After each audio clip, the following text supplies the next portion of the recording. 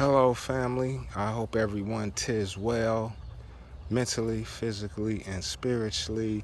We are back here in the garden to do some more care for the plants that will give us care nutritionally.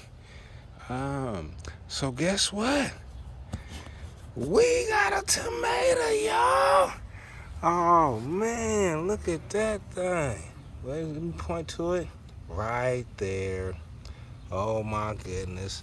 If you've heard in the previous videos, I've been very anxious with a lot of anxiety because of what happened to me last year with the tomato plants not blooming or giving any fruit, rather.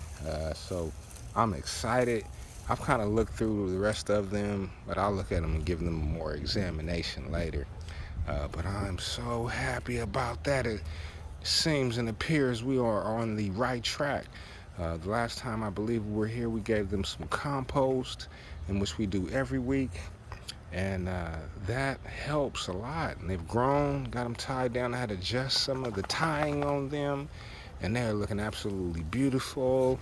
I'm out here watering them right now, and that's just some beautiful news. I just had some microgreens, two crops, broccoli and kale, that just failed, and that was such a disappointing blow. What happened is I got mold, and that can occur from the temperature not being properly right, not having proper airflow with just a simple fan, and not having possibly a dehumidifier that'll take a lot of the moisture out of there, which will cause mold. And so I had all that, the dehumidifier, the fan, and so I germinated, I think, on 5:30, and on 5:31, I went to work in the morning, and then I came home, and it's been getting hot here in Sacramento. And I've always been raised to turn off the lights if you're not in the room using the light. My grandfather would always say, turn off the lights, and that was ingrained in me, and it makes sense. So when I left to go to work, I'm like, I'm not here, ain't no need for the air to be on. When I get home, I'll turn the air on, and then it'll be nice and cool here. But I'll walk in the door, it'd be hot and stifling in this joint. And so I did. And when I came home, it was hot and stifling in this joint. Then I went to the grow room, and the dehumidifier emits a bit of heat. So that coupled the heat and the stifleness, and oh man.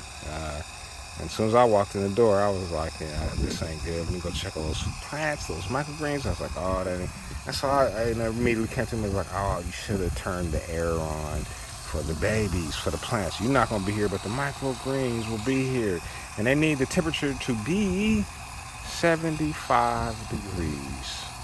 And that way they're good. Anything above that, below that, will sometimes will cause mold.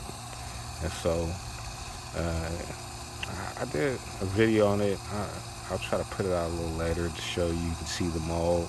It doesn't smell good at all. When I walked in the door, I was like, it smelled like I'm sitting in the bathroom with somebody while they doing their business. The number two business. And I was like, okay, you guys have to go. When I first unveiled them on 6.3, I seen the mold. I tried to salvage them. I tried to put some hydrogen peroxide on them to get rid of it.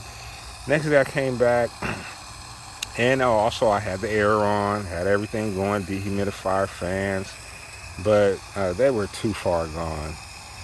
That's like, I think it was Belly too.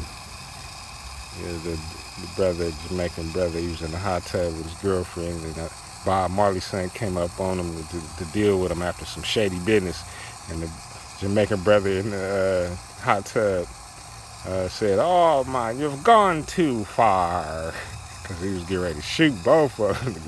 But anywho, so that's what I did. I went too far. I should have turned the air on, and the microgreens were saying, oh man, you've gone too far. When I unveiled them, it was Mold City, and it's always exciting when I unveil the microgreens that I've germinated for 4 days. That's how I usually germinate them for 4 days. I dome them for 2 days, and I give them light for, I believe, about about 3 days at the most, and then they've shot up in each of the 3 days. So it's a fun journey, and they grow really fast. Like in a week, you can have microgreens. You can eat them, sell them, share them, and so yeah.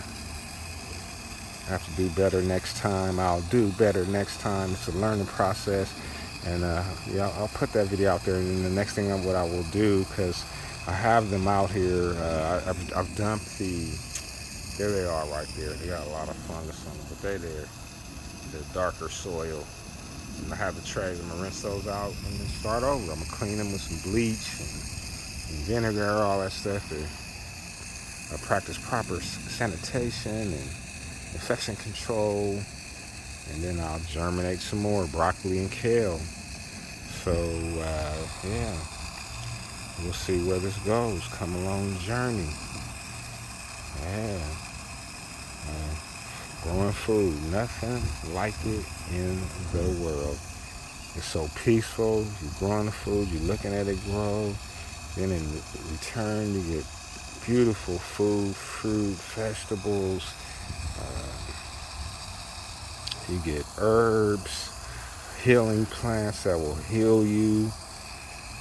Wow, it's just a beautiful thing to grow food and just to grow anything in general. And I'm addicted and I love it. And so I'm continuing to go and grow in my learning and stuff. And it'd be nice to see other people do it too. You ain't got to. I ain't forcing you to. Just want to introduce to you what our ancestors used to do back in the day. This right here. And we don't do it anymore at all. And if you do it, there's some people consider you like, okay, something wrong with you. It's food at the grocery store. Yeah, but this is such a beautiful, peaceful thing. And to grow and to see the plants grow, and this is for it to all start over again. I look forward to each growing season. And so my plan is to put a lot of things in some buckets and try to get a lot more food going and growing here. Now I've gotten better at it, and just to have everything. I seen a sister on YouTube, and her garden is spectacular. She said she started it 2 years ago when COVID hit. But it's so beautiful. It's so much food there. She got everything. Carrots. Oh my gosh. Onions. Just everything. And the way she set it up, it is a beautiful setup. And she inspired me. I will have to tell you her name, and you can go to her video. I apologize for not having that, sis. Apologize to the family for not having it to be able to provide it. But it's coming. And so, yeah. But anywho, I do not want to hold the family, but we are so excited. I know I am. And we got a tomato. And man, that's letting me know. Let me turn this. Whoa! I done did too much. I done got beside myself now. Yeah, let's see. Let me put it up close as I can. There it is. Oh, I still can't really see it on the camera. I really am scared to touch this blossom for it to fall. Oh, there it is. Man, let me try to get under it or something. So that's beautiful to see, because my job, again, they're growing tomatoes as well, and they got some decent sized ones on there. I mean, like, you know, and I'm like, wow, and a few, and then they've got a lot of bells on them. I call these things bells. And so that's more tomato. I counted like 17. That thing's gonna produce so many tomatoes. And of course, I'm gonna have my hand out. Can I get one? Fried green one, man. Fried green tomatoes. Here they come, y'all. All right, so let me just be happy for it for right now. Don't get too overly excited, get beside myself. There's still work to be done, journey to go on, and work to do. So let's take this little victory, put it in our pocket, and move on. And we get the next victory to put it in our pocket. Oh, yeah, I got to come up on that once again. I'm just so happy about that. Man. Okay, so have a good rest of your evening, family. Just out here watering the garden. Tomorrow, I will be out here mulching. The last video, I went and got some mulch from Green Acres. And I got some red mulch, and that's to put that on the ground so you don't have to water as much, especially when it's getting hot. And so, yeah, so we'll be back tomorrow. One people, one mind, one love, one nation. Yeah, get that thing. Where is it?